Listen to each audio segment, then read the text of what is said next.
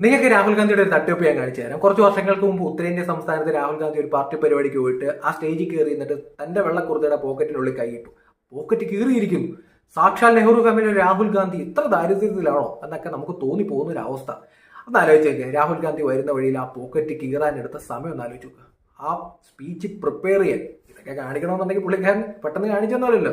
Prepare ചെയ്തെടുത്ത time ഒന്ന് ആലോചിച്ച് നോക്കിയേ. ഒരു ജുബ്ബ മാറ്റാനുള്ള പൈസയൊക്കെ രാഹുൽ ഗാന്ധിയുടെ കയ്യിലുണ്ട്, പക്ഷെ ദാരിദ്ര്യം കാണിച്ച ശേഷം കുറെ വർഷങ്ങൾക്ക് ശേഷം രാഹുൽ ഗാന്ധിക്ക് എം പി സ്ഥാനം നഷ്ടപ്പെടുന്നു. ഔദ്യോഗിക വസതി വഴിയും ഗവൺമെന്റ് പറയുന്നു. അപ്പോഴും രാഹുൽ ഗാന്ധി പറഞ്ഞു സ്വന്തമായി വീടില്ലാത്ത ഒരാളാണ്.